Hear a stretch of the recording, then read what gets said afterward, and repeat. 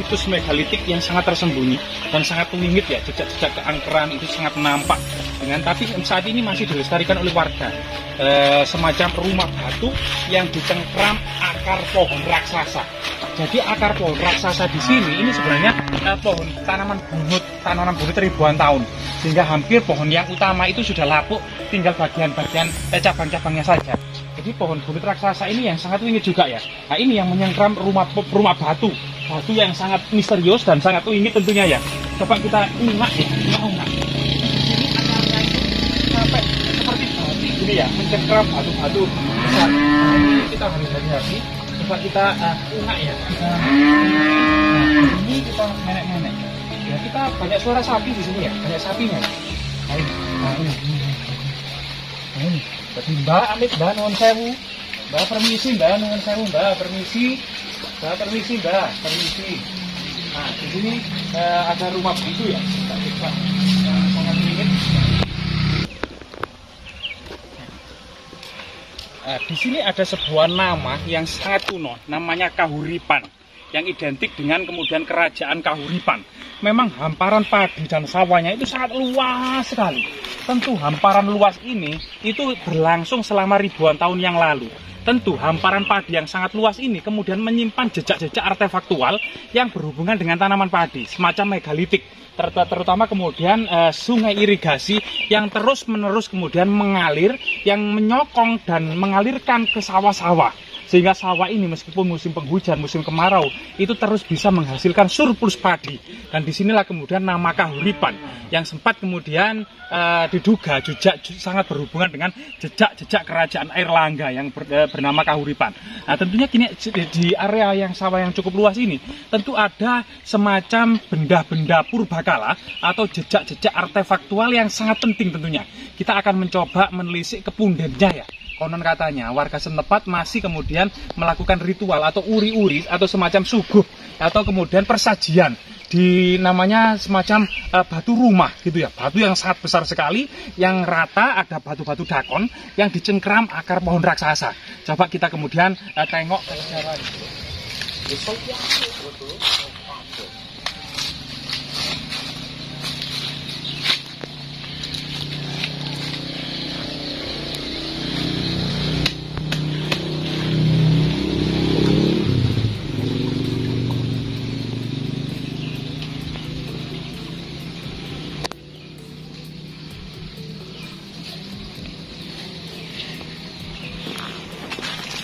Ya Pak, kita mencoba uri-uri budaya Pak ya. Nah, dimana kemudian teman-teman ini dari media itu ingin sekali kemudian mengetahui sejarah dari punden ini. Mungkin Bapak bisa sedikit cerita tentang kesejarahannya Pak, monggo Pak. Ya. Kalau dulu di sini kan tandus Mas. Oh, gersang Pak. Gersang. Terus satu desa itu yang paling parah itu cuma sini. Nah, terus selama masyarakat sini ngluri punden-punden mriki, ngluri maksudnya dalam satu mau panen itu ke sini, terus mau tanam juga ke sini. Terus ada orang kadang-kadang ya setiap hajatan pasti. Ya kalau ada mantenan. Ya hajatan pasti. Ke sini. Terus dalam 1 tahun selama belum corona itu wayangan di tempat sini, di dalam sini. Ruwa desa. Ya ruwa desa. Wayang Pak ya. Iya wayang. Terus mungkin ceritanya yang lain Pak, semacam pendukungnya atau siapa yang menunggu di sini Pak? Nah katanya dulu itu kan saya itu kan orang pendatang Mas. Iya. Terus saya ya juga rumahnya di sini. Cuma katanya orang dulu itu namanya Mbah Rumani. Mbah Rumani yang ada. Iya. Mbah Rumani itu laki-laki perempuan? Perempuan. Oh perempuan Mbah Rumani. Iya, perempuan. Nenek begitu ya, semacam nenek Rumani yang ada di sini. Iya. Iya betul. Rumahnya Bapak kan sangat berdekatan dengan lokasi batu ini. Mungkin pengalaman-pengalaman kisah atau semacam penampakan atau bunyi-bunyi gamelan, pernah nggak pengalaman seperti itu didengar atau pengalaman melihat apa pusaka gitu, atau apa? Enggak pernah. Cuma setahu saya pokoknya kalau ada apa-apa itu kan sini itu kan katanya orang sini yang disebutnya dulu itu kan orangnya itu kan yang babat alas, yang sang Baurekso, ya. yang asal usul membabat alas desa ini ya, yang babat alas baru mani tadi ya. Iya. Ya, luar biasa sekali. Berarti perempuan sendiri Pak, suaminya nggak ada atau suaminya di tempat yang lain Pak? Saya kurang tahu kalau masalahnya rumah saya katanya orang tua dulu saya masuk sini kalau ke Punden itu sebut namanya Mbah Rumani. Oh, Mbah Rumani gitu ya. Jadi kalau ke Punden ini mungkin netizen atau para YouTuber atau influencer yang kemudian mau ke sini, di sini memang namanya Punden Mbah Rumani. Seorang perempuan tua ya yang merupakan diduga asal usul pembabak alas dari Dusun Panjunan Pak. Dusun Panjunan, Desa Kuripansari, Kecamatan Pacet, Kabupaten Mojokerto, Jawa Timur. Ya, terima kasih Pak atas kesempatan yang diberikan sehingga kita bisa mengetahui sejarah dan asal usul dari Punden yang cukup keramat di sini. Nah, di sini kita akan mengetahui jejak-jejak artefaktual yang sangat penting ya. Misalnya di sini ada balok batu candi, kemudian ada beberapa dolmen atau meja batu yang diduga meja batu ini fungsinya persajian.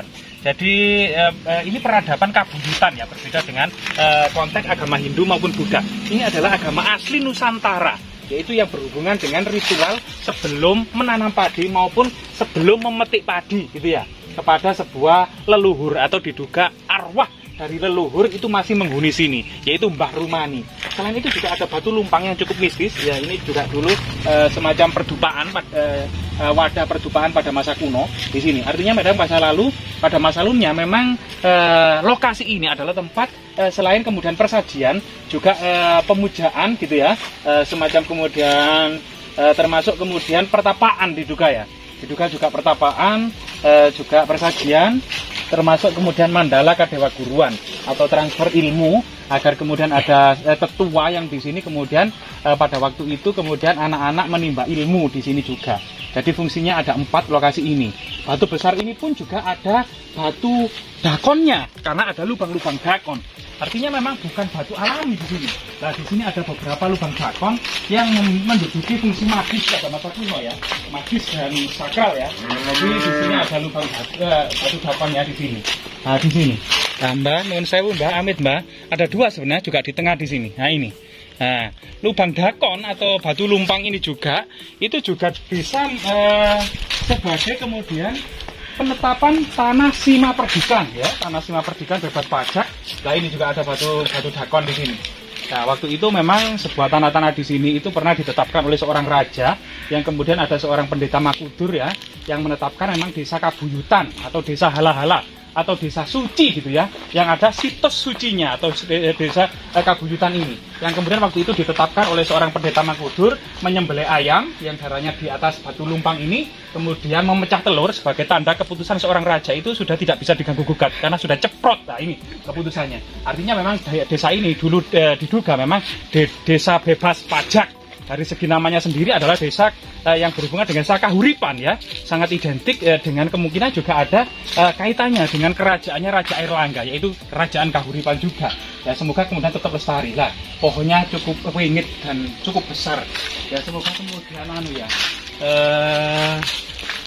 namun rendah, tidak terlalu tinggi sehingga kemudian tidak dikhawatirkan untuk kemudian menimpa rumah atau berbahaya. Tapi memang sudah secara alami pohon ini tinggal bagian bawahnya saja yang cukup rimbun dan cukup luas, dan pohon ini benar-benar pohon rata. Itu ada penampakan Kang. Itu loh. Itu ada yang menempel. Lihat kamera kita. Lu ada penampakan. Iya. Sungguhan. Itu moncong. Itu seperti orang menempel. Oh iya. Itu loh.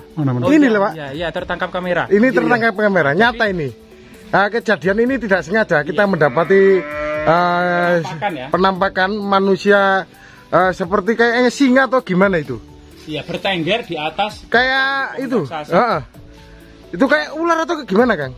Itu sungguh loh. Iya, matanya sama. Ini matanya. Ya. Ini tertangkap kamera ini. Oh, itu singa. Ya, kayak singa. Singa yang sedang anjlok gitu loh. Iya, singa mengamati kita. Mengamati kita. Singa yang mengamati kita. Iya, ya betul. Gimana Kang? Ini kalau menurut itu jenengan gimana itu? Itu tadi makhluk astral itu. Ya, semacam gini ya, pada masa kuno memang ada kepercayaan harimau atau singa atau harimau Jawa tepatnya seperti kepala harimau itu among. Jadi yang among, semacam among itu semacam yang ngemong. Jadi kalau zaman kuno itu macan itu jelut itu yang ngemong kita semua. Jadi kita harus hati-hati dan menghormati dan tidak kemudian melakukan membunuh atau merusak gitu loh. Jadi karena harimau itu emong atau yang ngamong atau yang menjaga dari kemudian masyarakat yang sempap. Artinya itu adalah simbol kelestarian alam ya, kelestarian alam. Jika alam itu lestari, maka manusianya juga bisa hidup lestari dan kemudian tidak ada gangguan. Jika alam rusak, tentu manusia juga akan binasa. Ini salah satu kemudian tersirat dari makna dari kemudian emong atau harimau yang kemudian salah satu kemudian raja hutan ya, yang juga merupakan simbol dari kelestarian alam itu sendiri. Semoga kemudian tetap lestari. Salam budaya, salam rahayu, Jasmira, jangan sekali-kali melupakan sejarah.